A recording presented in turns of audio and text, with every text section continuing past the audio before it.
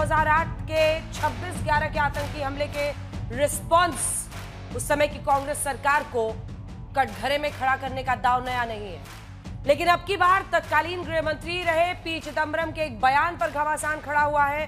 बयान में पी चिदंबरम ये कहते सुने जा रहे हैं कि पूरी दुनिया भारत से कह रही थी कि युद्ध शुरू मत करो। इसी के बाद पहले प्रधानमंत्री नरेंद्र मोदी ने कांग्रेस को घेरा और अब बीजेपी सीधे कांग्रेस नेता सोनिया गांधी से सवाल पूछ रही है कि वो कौन है जिसने विदेशी दबाव में पाकिस्तान पर हमला नहीं करने का फैसला लिया। वैसे तो पी चिदंबरम समेत कांग्रेस के बड़े नेताओं ने प्रधानमंत्री मोदी के बयान पर पलटवार किया है, लेकिन क्या इस सवाल का सही जवाब मिलेगा कि 26/11 हमले के बाद वाकई मनमोहन सरकार पाकिस्तान पर कार्रवाई न करने के विदेशी दबाव में थी या नहीं। सवाल यह भी है कि क्या 26/11 के मसले से ऑपरेशन सिंदूर के सीजफायर पर बीजेपी पर उठे विपक्ष के सवाल कमजोर पड़े जाएंगे। आखिर पाकिस्तान से आतंक की चुनौती पर सेना को खुली छूट देने से कौन अडिग रहा। 26/11 पर विदेशी दबाव में 9-2-11, यही आज हल्ला बोल का विषय। पहले ये रिपोर्ट देखिए फिर चर्चा की शुरुआत। उस कांग्रेस नेता की माने तो किसी दूसरे देश के दबाव के कारण तब कांग्रेस सरकार ने भारत की सेनाओं को पाकिस्तान पर हमला करने से रोक दिया था।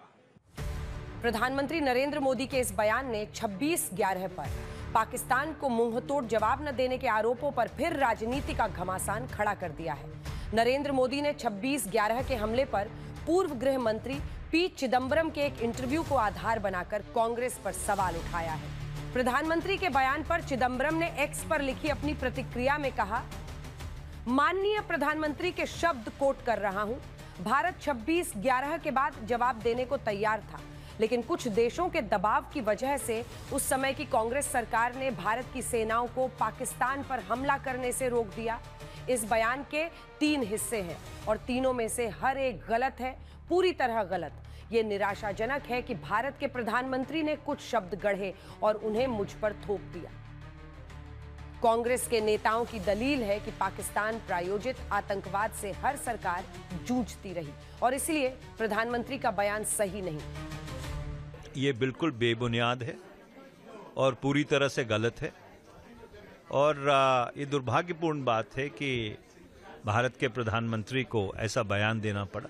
इस देश में कोई भी सरकार रही, चाहे वो कांग्रेस की सरकार हो, यूनाइटेड फ्रंट की सरकार हो, भारतीय जनता पार्टी की सरकार हो, हर सरकार ने इस आतंकवाद से निपटने की पूरी कोशिश की है। पाकिस्तान से प्रोत्साहित आतंकवाद का राजनीतिकरण करना भारत के राष्ट्रीय सुरक्षा के हित में नहीं है। 26/11 पर चिदंबरम के बयान को तूल देने पर कांग्रेस प्रधानमंत्री पर निशाना साध रही, लेकिन इंटरव्यू में चिदंबरम के शब्द थे, याद रखिए पूरी दुनिया भारत से कह रही थी कि युद्ध शुरू मत करो। उदाहरण के लिए कॉन्डलीजा राइस, जो उस समय अमेरिका की विदेश मंत्री थी, मेरे कार्यभार संभालने के 2 या 3 दिनों बाद मुझसे और प्रधानमंत्री से मिलने के लिए आई और कहा कि कृपया प्रतिक्रिया न दें, और यह निष्कर्ष निकला जो कि मोटे तौर पर MEA और IFS से प्रभावित था कि हमें इस परिस्थिति पर सीधे प्रतिक्रिया नहीं देनी चाहिए। वैसे जब चिदंबरम के इस बयान पर आए, प्रधानमंत्री के बयान को खुद चिदंबरम और अन्य कांग्रेस नेता गलत बता रहे हैं। तब उस समय के वायुसेना प्रमुख फली होमी मेजर का बयान याद दिलाना जरूरी है, जिसमें उन्होंने कहा था कि सेनाओं का प्लान तैयार था, बस सरकार ने जवाब नहीं दिया।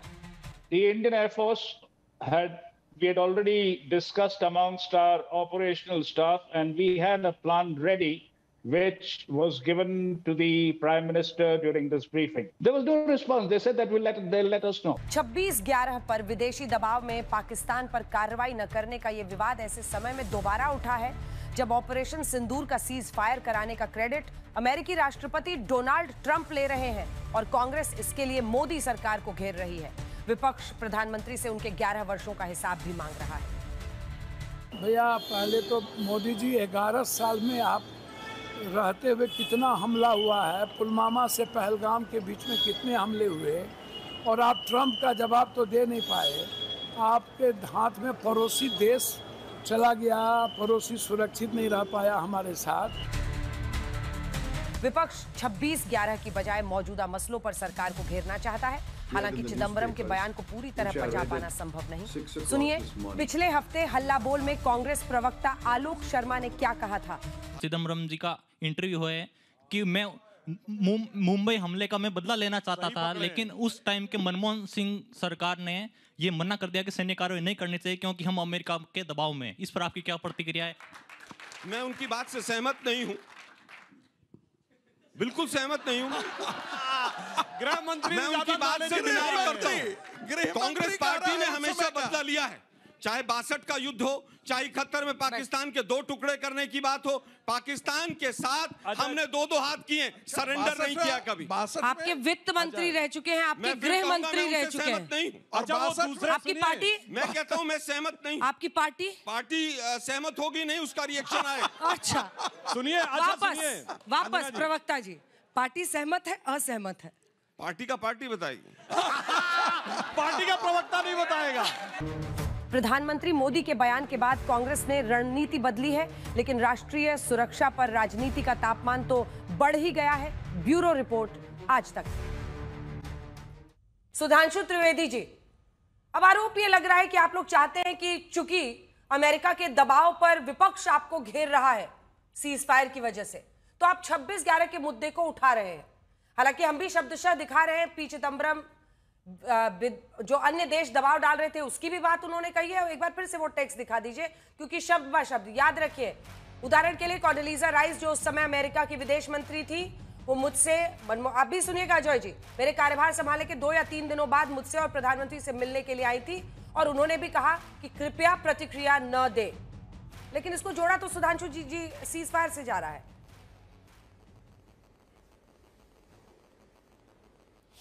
देखिए, जहां तक 26/11 की बात है तो वो कोई एक आइसोलेटेड इवेंट नहीं था। आतंकवाद को लेकर जो कांग्रेस की लचर नीति थी, जो फाली होमी मेजर ने कहा, उस समय के जो एयरफोर्स चीफ थे वो तो अलग है। आपको याद हो उस समय के रॉ के चीफ ने बात कही, उन्होंने उस समय रिजाइन तक करने की बात कही थी, क्योंकि उन्होंने इस बात का इनपुट दे दिया था और उन्होंने यह बात कही थी कि इसकी कार्रवाई होनी चाहिए। पर तत्कालीन सरकार का मानना था कि वो कार्रवाइयां बहुत, अगर सघन कार्रवाई पकड़ धकड़ की जाएगी तो उससे समस्या हो सकती है। तीसरी बात मैं बताना चाहता हूं, उस समय के जो यूएस प्रेसिडेंट थे बराक ओबामा, उन्होंने अपनी किताब द प्रॉमिस लैंड में 2010 में अपनी भारत की यात्रा के दौरान मनमोहन सिंह जी से बातचीत के आधार पर लिखा कि 26/11 हमले के बाद भारत की सेना तैयार थी, मगर कांग्रेस की सरकार ने इसलिए कार्रवाई नहीं की क्योंकि उनको लगता था कि इससे उपजे वातावरण से भारतीय जनता पार्टी को फायदा होगा। यह किसने लिखा है? बराक ओबामा ने। किसके आधार पे लिखा है? मनमोहन सिंह जी से बात के आधार पे। कांग्रेस को तो उनको नोटिस भेजना चाहिए कि ऐसा कैसे लिखा। पर इससे आप ट्रक समझिए, आप, मुझे समझ में नहीं आता, पाकिस्तान पे कार्रवाई होगी तो उससे उपजे वातावरण से भाजपा को लाभ होगा, ये कहां से निष्कर्ष ड्रॉ किया? और फिर इसके अगली बात देखिए, चलिए ये घटना हुई, उसके ठीक 9 महीने बाद जुलाई 2009 में एक न्यूट्रल डेस्टिनेशन इजिप्ट के शर्म अल शेख में पाकिस्तान के साथ एक ज्वाइंट डिक्लेरेशन साइन होता है।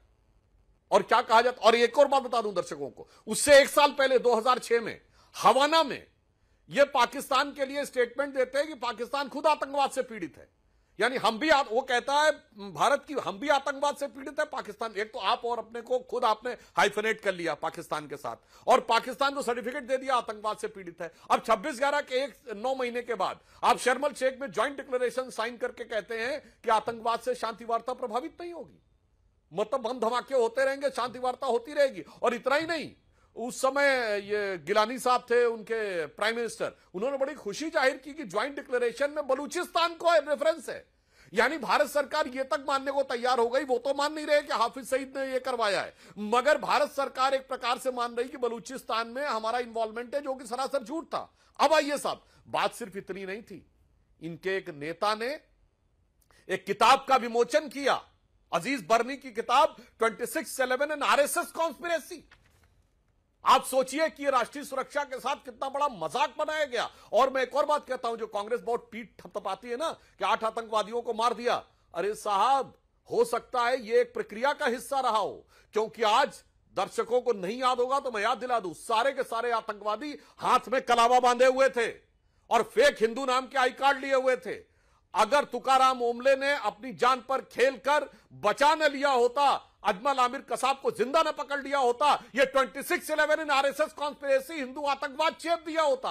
अरे देश की सुरक्षा के साथ जो मजाक किया गया है, और मैं एक और बात कहना चाहता हूं, सिर्फ इतनी बात नहीं, देश की सुरक्षा के साथ जो मजाक हुआ है चिदम्बरम साहब के दौरे हुकूमत में, उस पर चिदम्बरम साहब क्या कहेंगे? दुनिया के इतिहास का इकलौता उदाहरण है इशरत जहां केस। भारत सरकार की 2 एजेंसीज आईबी और सीबीआई दोनों कहती हैं इशरत जहां आतंकवादी है। जैसे ही पता चलता है कि वो मुख्यमंत्री थे उस समय मोदी जी, उनकी हत्या करने जा रही थी, अचानक प्यार उमड़ आता है और सीबीआई अपना हलफनामा चेंज कर देती है। वो कह देती है वो आतंकवादी नहीं है। और मजे की बात यह है कि यूपीए सरकार की आईबी अपने बयान पे कायम रहती है। यानी दुनिया के इतिहास का इकलौता उदाहरण है कि एक एजेंसी ने यू टर्न लिया, मगर एक ही सरकार की 2 एजेंसीज, आईबी कह रही है इशरत जहां आतंकवादी थी और अब भी कह रही है, सीबीआई कह रही थी इशरत जहां आतंकवादी थी, अब कह रही नहीं है, एक दूसरे के खिलाफ खड़ी हो गई। मुझे लगता है राष्ट्रीय सुरक्षा के साथ जितना बड़ा धोखा, जितना बड़ा छल हुआ है, और विदेशी दबाव में तो एक ही बात याद दिला दूं, उसी दौर की बात है, इनके विदेश मंत्री थे नटवर सिंह, उन्होंने अपनी किताब one life is not enough में सोनिया गांधी जी को कोट करते हुए कहा है कि सोनिया जी ने उनसे कहा कि वो विदेश मंत्रालय इनको नहीं दे सकती क्योंकि इसके लिए बहुत से दबाव हैं, अमेरिका का भी दबाव है। यह नटवर सिंह ने अपनी किताब one life is not enough में लिखा है, और उन्होंने कहा कि मैं विदेश मंत्री इसलिए नहीं रह पाया चूंकि अमेरिका नहीं चाहता था। तो ये कोई ऐसा नहीं कि चिदम्बरम हम अपने बयान से बचाव कर लेंगे कि मेरे बयान में ये कह दिया गया, वो कह दिया गया।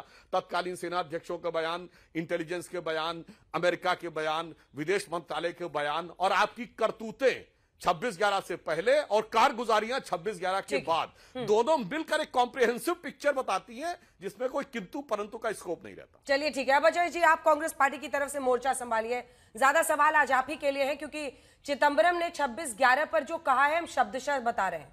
अब इसमें कौन सी बात गलत समझी जा रही है? उन्होंने ही कहा है, ये 26/11 पर बीजेपी कहीं से कुछ लेकर नहीं आई है। पी चिदम्बरम ने इंटरव्यू दिया, कहा याद रखिए पूरी दुनिया भारत से कह रही थी कि युद्ध शुरू मत करो। उदाहरण के लिए कॉन्डोलीजा राइस जो उस समय अमेरिका की विदेश मंत्री थी, मेरे कार्यभार संभालने के 2 से 3 दिन बाद मिलने आई मनमोहन सिंह और प्रधानमंत्री मनमोहन सिंह और मुझसे, और कहा कि कृपया प्रतिक्रिया न दें। यह निष्कर्ष निकला जो कि मोटे तौर पर एमईए यानी विदेश मंत्रालय और आईएफएस से प्रभावित था कि हमें इस परिस्थिति में सीधे प्रतिक्रिया नहीं देनी चाहिए। इसका क्या अर्थ है? अंजना जी, एक तो रिक्वेस्ट करूंगा कि मैं 2-3 मिनट बोल दूंगा, कृपया जो हस्तक्षेप नहीं करें। पहली बात है, सुधांशु जी इतने राग गा रहे हैं 26/11 में, वही करकरे साहब जो शहीद हुए थे 26/11 में, उनके बारे में क्या क्या नहीं बोले। एक आईपीएस ऑफिसर के बारे में, करकरे जी के बारे में, वही आदमी जो शहीद हुए थे। तो इतना जो है ना घड़ियाली आंसू मत बहिए सुधांशु जी, प्लीज, मैं हाथ जोड़ के बोलता हूं। एक आदमी शहीद हुआ, उसमें तो भाजपा ने उनके इतनी जो है इतना अनाप शनाप बयान उनके खिलाफ आपने बोला था। अब शुरू करते हैं कि आप बराक ओबामा पर इतने विश्वास करते हैं, तो ट्रंप जी 29 बार बोल चुके हैं, ट्रंप जी 29 बार बोल चुके हैं, लेकिन आप विश्वास नहीं कर रहे हैं। क्या हाल है साहब? 29 बार राष्ट्रपति ट्रंप बोले, आपकी चू भी नहीं निकलती है कि ट्रंप जी है, आप गलत बोल रहे हो mister Trump, please stop it. आप कूद रहे हो, बोल रहे हो। तो पहली बात यह है। दूसरा है कि जब चिदम्बरम साहब के इंटरव्यू पर अंजना जी आपको इतना विश्वास है, जब चिदम्बरम साहब ट्वीट कर रहे हैं कि ये प्रधानमंत्री जी झूठ बोल रहे, तो उस पर भी विश्वास कीजिए। ये भाजपा कैसी पार्टी है? एक इंटरव्यू पर इतने विश्वास कर रहे हैं, और जब चिदम्बरम बोल रहे हैं कि हमको मिसकोट किया गया, तो कोई बात नहीं, उसको तुरंत भूल जाइए, कोई चर्चा नहीं। चिदम्बरम साहब बोल रहे हैं, ट्वीट कर रहे हैं, लेकिन कोई चर्चा नहीं उनके एक। तीसरी बात, 26/11 के बाद पाकिस्तान को पूरी तरह से दुनिया भर में पराया किया गया था, FATF में ग्रे लिस्ट में डाल दिया गया था। अमेरिका जो है पूरी तरह से हट गई थी। अब देख लो मोदी जी ने क्या कर दिया, ट्रंप साहब ने क्या कर दिया। ये दोस्ती के चलते क्या हुआ कि मुनीर को जो है खाना खिला रहे हैं। Good friend Pakistan, strategic partner Pakistan, ये विदेश नीति है। हमारी विदेश नीति में पाकिस्तान को पूरा दुनिया में अलग थलग कर दिया था, लेकिन इनके विदेश नीति में तो पाकिस्तान तो जो है स्ट्रेटेजिक पार्टनर बन गया अमेरिका का साहब। लेकिन सुधांशु जी पूरी तरह से फेल हुए। सऊदी अरेबिया ने जो है एक एग्रीमेंट साइन किया कि एक के ऊपर हमला होगा तो दूसरे के ऊपर, और लेकिन मोदी जी तो इतने बार सऊदी अरेबिया गए। तीसरा, जो सबसे इंपॉर्टेंट चीज है, मैं जो कहना चाहूंगा, मुझे तो लगता है स्पष्ट रूप से कि इनको डाइवर्शन है बिहार के चुनाव से, और ये जो दलित सीजेआई के ऊपर जो हमला किया गया है, फिर वो रायबरेली में जो दलित व्यक्ति के ऊपर जो मारपीट की गई है, और जो आईपीएस ऑफिसर, जो एससी ऑफिसर के जो आत्महत्या हुआ, तो उसको डाइवर्ट करने के लिए बिहार चुनाव के दृष्टिकोण से जो है इन्होंने ये सब किया। लेकिन सबसे इंपॉर्टेंट है, आप बताइए कौन से मुख्यमंत्री थे जो 26/11 में जब गोली चल रही थी ताजमहल होटल में, तो कौन मुख्यमंत्री था जो प्रेस कॉन्फ्रेंस कर रहा था? वो वाला जो है वो देश के जो है सुरक्षा के साथ खिलवाड़ नहीं था। इस तरह से गलत काम जो है, एक गुजरात के मुख्यमंत्री ने प्रेस कॉन्फ्रेंस किया था गोली चलते वक्त, भारत के जवान शहीद हो रहे थे, और आप प्रेस कॉन्फ्रेंस करके ढिंडोरा पीटते अपने बहादुरी के बारे में। खड़करे जी जो शहीद हुए थे उसको जो है उसको गरियाते हो, उसको बेइज्जत करते हो, और आप बोलते हो कि घड़ियाली आंसू के ओम्बले साहब का नाम ले रहे हैं। आप अजहर महमूद को रिलीज जब आप कराए थे तो किसकी राष्ट्रीय सुरक्षा के बारे में आप बात कर रहे थे? जो वाजपेयी जी के समय जसवंत जी ने एस्कॉर्ट करके जो 3 आतंकवादी को सुधांशु भाई ले गए थे, इसका तो बता दीजिए। उसके चलते 20 साल से भारत तड़प रहा है उनके आतंकवादी हरकतों से, 20 साल से, क्योंकि आपने जो 4 आदमी को जो प्लेन से मेहमान के तरीके से अफगानिस्तान पहुंचे सुधांशु जी, उसके चलते 20 साल से भारत जूझ रहा है। 26/11 भी नहीं होता अगर आपने अजहर महमूद और जैसे लोग को नहीं छोड़ते, लेकिन आपने तो पहुंचा दिया अफगानिस्तान में। और वही तालिबान आज दिल्ली में है, वही तालिबान आज दिल्ली में है। उसके बारे में तो बता दीजिए सुधांशु जी, ये क्या रिश्ता है? वही तालिबान जिसको 4 टेररिस्ट को आपने वहां छुड़वा दिया था, वही तालिबान आज है उसके विदेश मंत्री, भारत का झंडा साथ में है। उसका जवाब तो दे दो। मेरा इतना ही कहना है स्पष्ट रूप से कि आप, अंजना जी, I'll finish, एक 30 सेकंड में मैं खत्म कर आपसे काउंटर क्वेश्चन आप उसमें 30 सेकंड में भेजिएगा। आपने बयान पे कुछ नहीं बोला सर, आपने कहा कि उनका पहले का इंटरव्यू हटा दीजिए और आप ही को बोलना है। Please please hear me out sir, please hear me out, एक सेकंड। आप ही ने बोला कि उनका इंटरव्यू को आप भुला दीजिए, पर उन्होंने जो कहा है उसको आप ही एक्सप्लेन कर दीजिए ना, इसीलिए तो मैंने पढ़ के बताया। क्या इसमें विदेशी दबाव साफ नहीं दिख रहा है? मैं एक्सप्लेन करता हूं। हाँ, आप एक्सप्लेन कीजिए उन्होंने जो कहा है। टेक्स्ट चला हमेशा किसी भी देश के बीच में जब युद्ध होता है तो पूरा मोदी जी ने यूक्रेन का युद्ध रोकने के लिए पुतिन जी से नहीं बोला था क्या? It is not a time for war. ये तो बार बार बोलते कि मोदी जी ने यूक्रेन के साथ जो युद्ध विराम करा दिया था बीच में भारत के नागरिक को बचाने के लिए। हर देश अपना कोशिश करता है कि 2 देश के बीच में लड़ाई नहीं हो, ठीक है। लेकिन चिदम्बरम जी ने स्पष्ट कह दिया था कि ये मिनिस्ट्री ऑफ एक्सटर्नल अफेयर्स का जो है एक समझ थी कि इस वक्त हम डिप्लोमेटिक तरीके से उसको पूरी तरह से नकाब कर पाकिस्तान को बेनकाब कर देंगे। लास्ट में पठानकोट में तो आपने तो जो है लाल कालीन बिछा करके आईएसआई को बिठाया, बिरयानी खिलाया साहब, क्लीन चिट दे दिया, और आप जो है बड़े देशभक्त बन रहे हैं सर।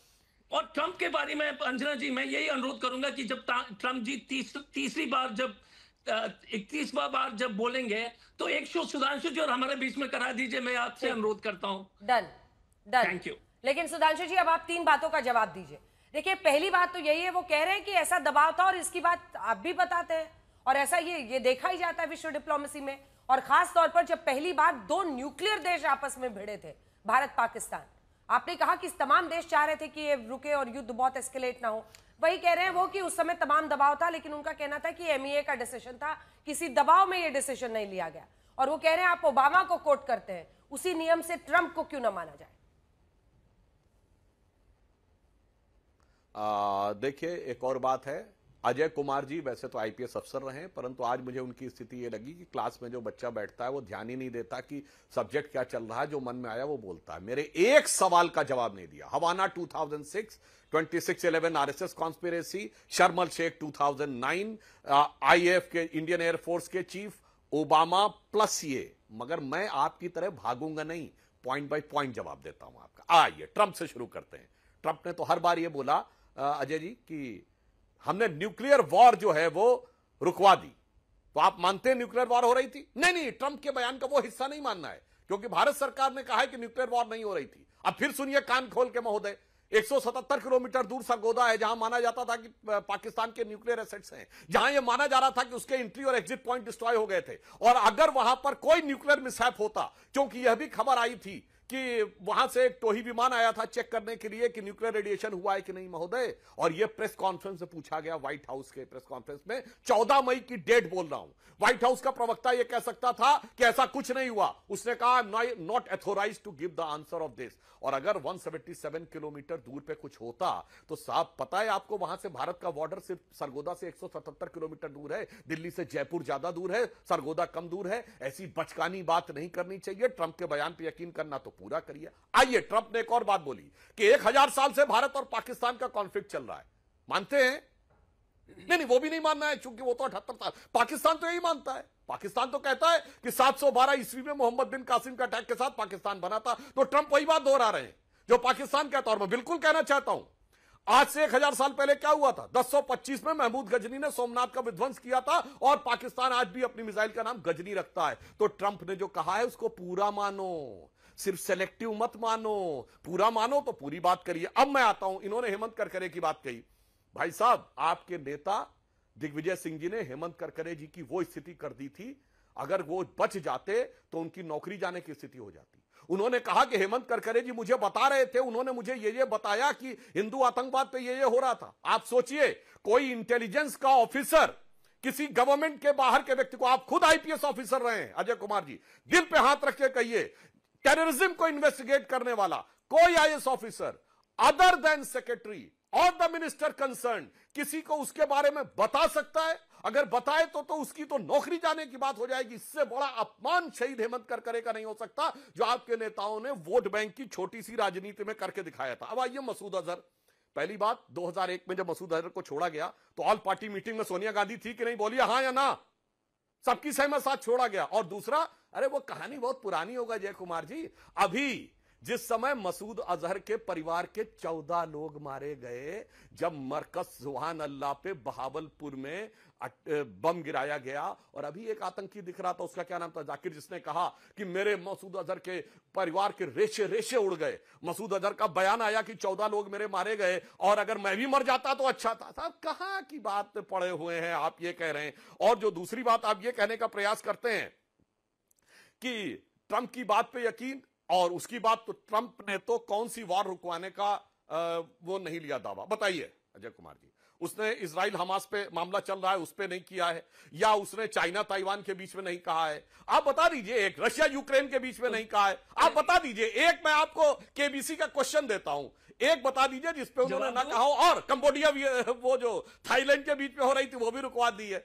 तो मुझे लगता है अगर गंभीरता से बात करें, अगर ट्रंप पे करना है तो पूरा विचार करिए, नहीं करना पूरा। अब पॉइंट बाय पॉइंट जवाब दीजिए, जो मैंने पहले बोला था उसका जवाब दीजिए, और ये बता दीजिए चिदंबरम साहब ने जो बोला इसमें किंतु परंतु का स्कोप कहां है? सुधांशु जी, दिक्कत क्या है? वही बात तो मैं कह रहा हूं कि ओबामा का एक शब्द लेकर के आप विश्वास करते हो, तो मैंने कहा ट्रंप की बात भी मान लो। हमारा इतना ही कहना था कि आपका कहना है कि अगर वो सही है तो ये भी सही है। पहली बहस की बात, क्योंकि बहस की बातें ये इसी पर अड़ी हुई है, हम लोग अड़े हुए हैं।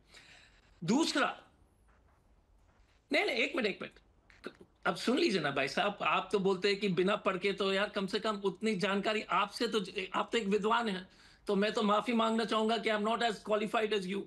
यूपीएससी पास कर लिया, वो गलती से पास हो गया, क्योंकि मैं तो पढ़ता ही नहीं हूं आप जिस तरह से बात कर रहे हैं, लेकिन मैं आपकी बात भी मान लेता हूं। मैं पहली बात है सुधांशु भाई,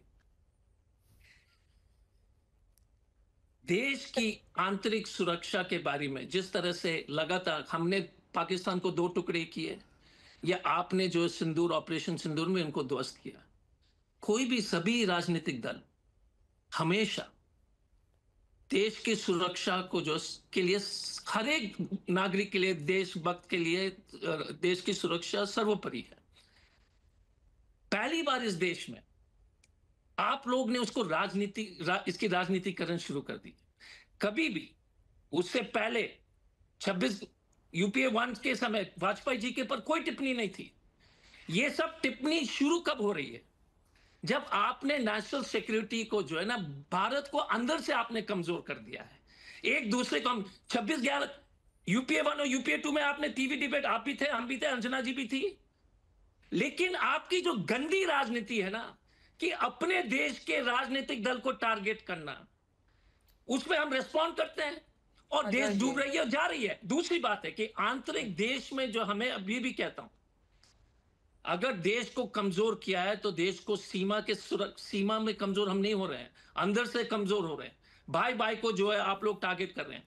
तीसरी बात, मजूर, आपने अच्छी बात है कि अजहर महमूद को ध्वस्त कर दिया और हम आपको बधाई देते हैं, पर आप बताइएगा कि ट्रंप के सामने मुनीर का इतना इज्जत क्यों बढ़ गया आपके चलते? अबे दुबे जी, तब तो आप बीजेपी के साथ ही थे। और ये जो बार बार वो कह रहे हैं, माफ कीजिएगा आनंद दुबे जी, बार बार ये बात, आप उस समय आप बीजेपी के साथ ही थे, सुधांशु जी के साथ ही बैठते थे, एक तरफ से बोलते थे। लेकिन ये बताइए कि ये सिर्फ एक ओबामा के कहने की बात नहीं है ना। रिटायर्ड एयर चीफ मार्शल फली होमी मेजर ने क्या कहा, दिखाइए।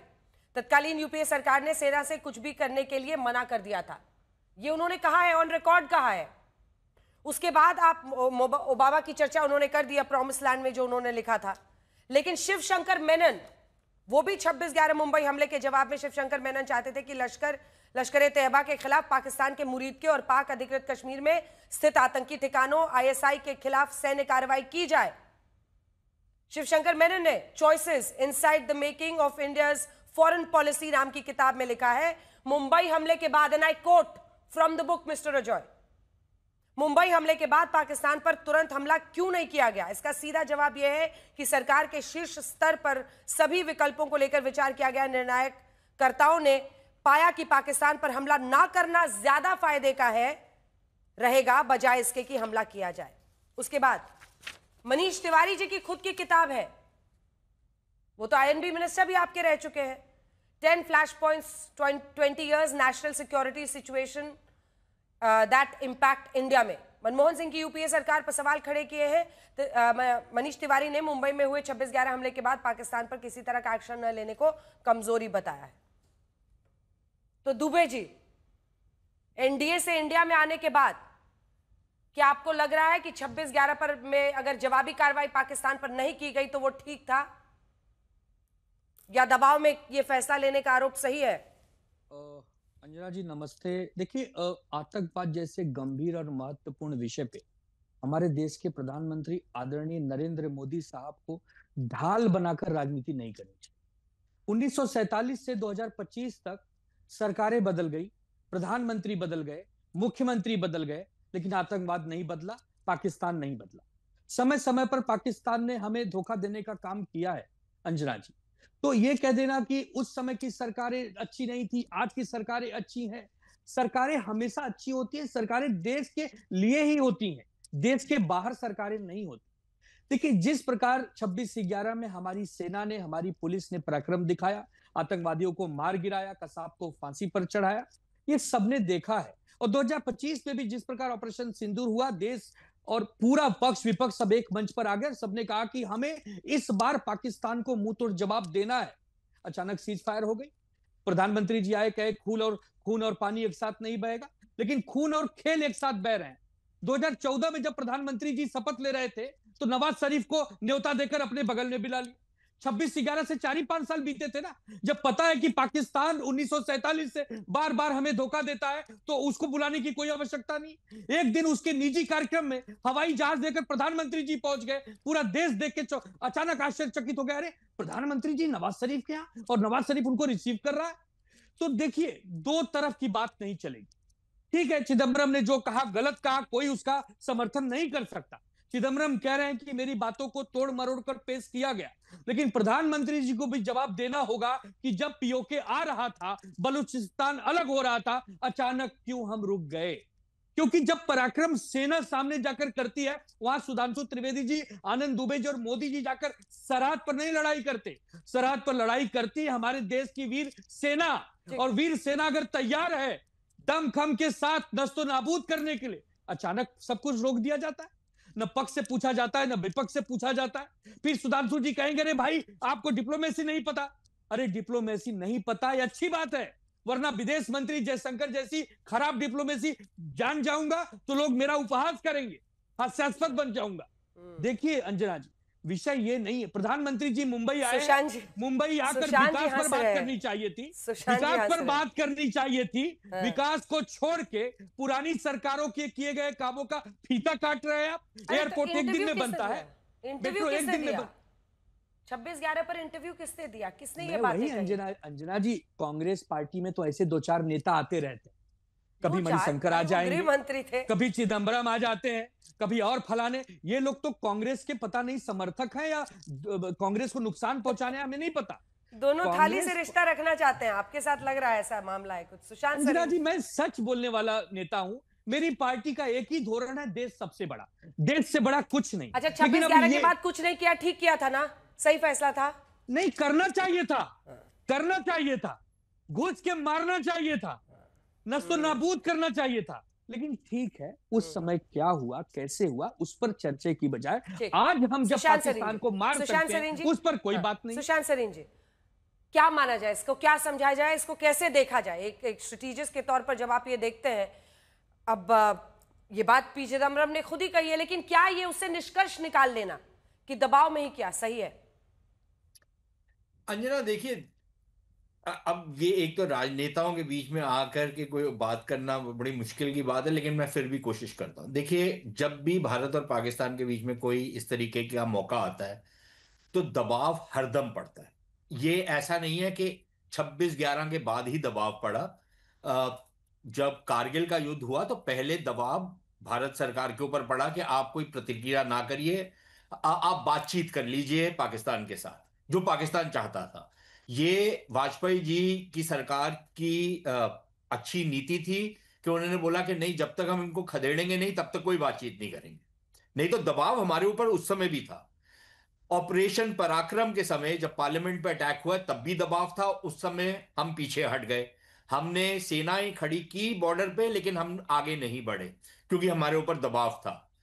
26/11 के बाद दोबारा से हमारे ऊपर दबाव था कि आप प्लीज कुछ मत करिए, और उसका एक कारण यह भी था, अमेरिका पाकिस्तान में मौजूद था, अफगानिस्तान में मुलव्विस था, वहां पर युद्ध लड़ रहा था। उसको यह था कि हमारा जो युद्ध है वो खराब हो जाएगा, तो भारत को जरा रोका जाए, हम इनको किसी और तरीके से बहला फुसला करके मना लेंगे। हुआ कुछ भी नहीं। उसके बाद ये जो अजय जी कह रहे हैं उसमें ये गलत बयानी कर रहे हैं कि जी बड़ा उनके ऊपर दबाव पड़ा। पाकिस्तान के ऊपर कोई दबाव नहीं पड़ा। उन्होंने एक आई वॉश एक्शन लिया कि उनके ऊपर प्रतिबंध लगा दिया, लश्कर तैयबा के ऊपर हाफिज सईद को कुछ दिन के लिए जेल में बंद किया, और फिर वो दंदनाते हुए घूम रहे थे, आराम से सब कुछ ठीक ठाक चल रहा था। FATF में भी वो गए तो 1 साल के बाद बाहर आ गए और कोई असर नहीं पड़ा। FATF में उनके ऊपर असर पड़ा 2018 के बाद, जब उनको FATF में डाला गया।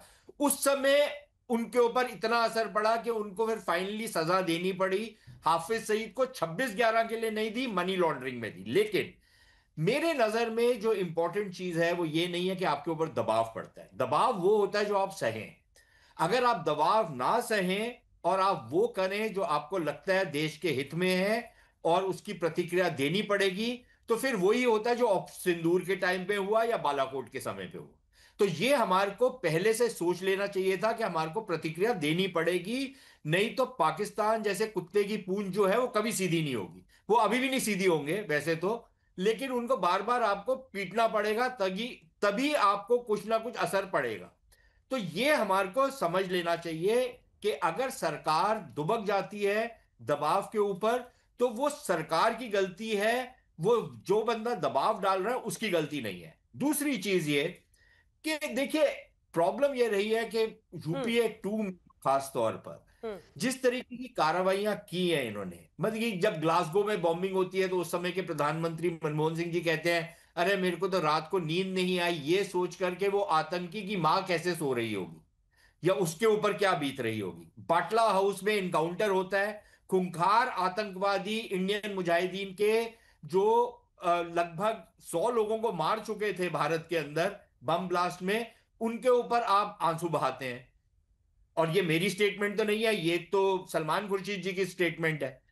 तो ये जो जिस तरीके का बर्ताव रहा कांग्रेस पार्टी का कि हम आतंकवादियों के खिलाफ कार्रवाई भी करेंगे लेकिन सहानुभूति भी दिखाएंगे, एक धूलमूल सा रवैया रहा, वो मेरे ख्याल बहुत प्रॉब्लमैटिक था। एक क्लियर जो सिग्नल जाना चाहिए था सरकार की तरफ से कि राजनीति अपनी जगह, लेकिन आतंकवाद के साथ जो युद्ध है उसको हम एक दूसरे लेवल पे लड़ेंगे, उस पर कोई समझौता नहीं करेंगे।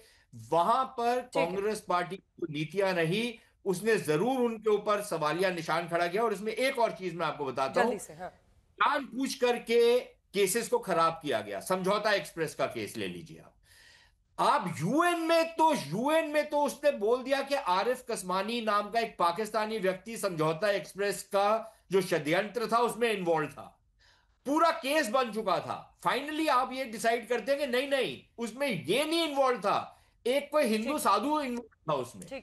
आप हिंदू आतंकवाद का जो आपने सिलसिला शुरू किया था वो जानबूझ करके किया था और पाकिस्तान को आप एक एलिबाई देने की कोशिश कर रहे थे। और तो कैसे नकारेंगे मुझे नहीं पता, लेकिन इसको नकारा नहीं जा सकता। हर्षवर्धन जी, लेकिन यह भी एक सच्चाई है कि अभी मौजूदा वक्त पर यह सच है कि 26/11 के बाद यूपीए सरकार ने कोई भी डायरेक्ट काइनेटिक एक्शन पाकिस्तान के खिलाफ नहीं लिया। इस सच्चाई से कोई नहीं मुकर सकता, जबकि नरेंद्र मोदी की सरकार ने हर दौर में कोई ना कोई एक्शन लिया है, चाहे वो सर्जिकल स्ट्राइक हो, एयर स्ट्राइक हो और उसके बाद से ऑपरेशन सिंदूर हो। लेकिन यह भी एक सच्चाई है, हर्षवर्धन जी, कि आज पाकिस्तान फिर से ट्रंप का स्ट्रेटेजिक पार्टनर बनता दिख रहा है। वो प्रशंसा कर रहे हैं ट्रंप की, वो मुनीर को बुला बुला के खाना खिला रहे हैं। ये कैसे हैंडल होगा? ये किसकी कमजोरी है? देखिए अंजना जी, सबसे पहले तो ये कि हम इस डिबेट में अपनी बात कर सकते हैं, दूसरी डिबेट में क्या हो सकता है इसकी बात तो नहीं करनी चाहिए। तो ऐसे ही भारत के प्रधानमंत्री भारत के लिए क्या कर रहे हैं उसका सवाल पूछें तो जायज है, अमेरिकी राष्ट्रपति क्या कर रहा है ये सवाल बहुत जायज नहीं लगता है। नंबर 1। नंबर 2, ये जब हम कहते हैं कि क्या 26/11 और ऑपरेशन सिंदूर, एक बात आप बहुत ध्यान से समझिए और इसको मैं बार बार कहता हूं, आपातकाल के पहले की कांग्रेस और आपातकाल के बाद की कांग्रेस, इसको साफ साफ एक सीधी रेखा खींच दीजिए। उसके बाद की कांग्रेस ने कोई निर्णय नहीं लिया है। और विदेशी दबाव में तो ऐसा कि 1984 का सिख नरसंहार सबको याद रहता है, भोपाल गैस ट्रेजेडी किसी को याद नहीं रहती। विदेशी दबाव वो होता है। और उसके बाद लगातार विदेशी दबाव भारत पर किस तरह से भारत के प्रधानमंत्रियों पर बढ़ा और 10 साल में बिना किसी संकोच के कहता हूं एडहॉक प्राइम मिनिस्टर रहे इस देश में। जब किसी प्रधानमंत्री को उसकी अपनी प्रभुसत्ता ही नहीं पता है, जब किसी प्रधाध्यादेश के अध्यादेश को फाड़ने वाला एक युवराज होता है, तो आप क्या समझते हैं कि उसका कोई निर्णय ले सकता है? वो युद्ध जैसा निर्णय ले सकता है या किसी आतंकवादी देश के अंदर घुसकर मारने का निर्णय ले सकता है? मुझे समझ में नहीं आता है। चिदंबरम के मुंह से ये गलती से निकल गया है। चिदंबरम शायद सोचते होंगे कि वो इस तरह का एक इंटरव्यू देंगे तो वो दूसरी तरह से कुछ सोचा होगा, उनके मन में कुछ रहा होगा। अब आनंद दुबे जी अभी बैठकर कह रहे हैं, अभी नए नए पार्टनर बने कांग्रेस, कह रहे हैं चिदंबरम जैसे नेता। अरे भैया, वो फाइनेंस मिनिस्टर रहा है, होम मिनिस्टर रहा है, आप उसको चिदंबरम जैसे नेता मत कहिए आनंद जी। आप तो मतलब ठीक है, आप अभी उद्धव जी के प्रवक्ता हैं, कल को पता नहीं कब पलटी मार जाए, तो थोड़ा आपको बचना चाहिए इस सबसे। आपको ये बताना चाहिए कि जो कुछ हुआ उसमें फर्क क्या है। और फिर कह रहा हूं, अजय आलोक ने एक लाइन सिर्फ अंजना, अजय आलोक ने आज जो एक अजय कुमार जी ने एक बात जो कही उसको आज आपको फिर से सुनवा देना चाहिए। उन्होंने क्या कहा? उन्होंने कहा जब दो देश लड़ते हैं तो सब मध्यस्थता की कोशिश कराते हैं। ये समझिए इसको। जब हमने पीटा पाकिस्तान को तो कराने की कोशिश की होगी मध्यस्थता, अमेरिका ने, सऊदी अरब ने, पता नहीं किस किस देश ने, लेकिन घुटनों पर जब पाकिस्तान आया तब हम उसके बाद हमने कहा कि आना तो तुम्हें घुटनों पर पड़ेगा और हमने उनको तबाह किया, आतंकवादी मारे। अब पता नहीं अजय जी तो बिहार चुनाव से भी सुधांशु जी जोड़ा जा रहा है, जल्दी से कमेंट। बिहार चुनाव से जोड़ा जा रहा है कि आप बिहार में चुनाव में फायदा लेना चाह रहे हैं। वैसे तो मैं कहूं अजय कुमार जी के ऊपर मैंने कोई उनकी क्वालिफिकेशन पे टिप्पणी नहीं की थी, पर बिहार का चुनाव है तो देखिए, इसे कहते हैं सत्ता की बलिहारी या कुर्सी की लाचारी के एक आईपीएस ऑफिसर रहा व्यक्ति एक ऐसे व्यक्ति को डिफेंड कर रहा बिहार चुनाव में जो 10वीं पास न कर पाया और उसकी जय जयकार भी करने का प्रयास करता है। और राहुल जी से भी कहीं ज्यादा बेहतर आईक्यू अजय कुमार जी के पास होगा। मगर खैर, वो कांग्रेस में होता है कि जो बुद्धिमान लोग हैं वो नहीं जाते फॉरेन की यूनिवर्सिटीज में भाषण देने के लिए। अजय कुमार जी को बुलाया जाना चाहिए, शशि थरूर जी को बुलाया जाना चाहिए, चिदंबरम जी को बुलाया जाना चाहिए, मनीष तिवारी, जयराम रमेश को बुलाया जाना चाहिए, मगर वो जाते हैं और वो अनाप शनाप बोल के आते, तब आपको डिफेंड करना पड़ता। खैर, मैं सिर्फ ये कहना चाहूंगा, आतंकवाद को लेकर जो कांग्रेस की सोच है, हमास और हिजबुल्लाह के पक्ष में रैलियां हुई हैं। फिलिस्तीन को लेकर अभी आंसू बहाए हैं सोनिया गांधी जी ने, आर्टिकल्स लिखे हैं, ट्वीट किया है, बटाला हाउस इनकाउंटर की बात तो सुशांत सलीम जी ने खुद ही बता दी। साहब एक चीज ने, बुरहानपुर में आपके कैंडिडेट ने हमास के पक्ष में नारे लगाए हैं, केरल में हमास के पक्ष में नारे लगाते हुए हैं। ये क्या हो गया है? आपने सुरक्षा और आतंकवाद का ऐसा घालमेल किया है। और अजय कुमार जी, मैं लास्ट में आपसे कहूंगा, ट्रंप ने तो कहा था डील करा दी, डील तो आज तक नहीं हुई। और मुनीर को लंच कराया तो इसके लिए तो पाकिस्तान के रक्षा मंत्री शहबाज शरीफ, वो ख्वाजा आसिफ और शहबाज शरीफ को तो चुल्लू भर पानी में डूब मरना चाहिए।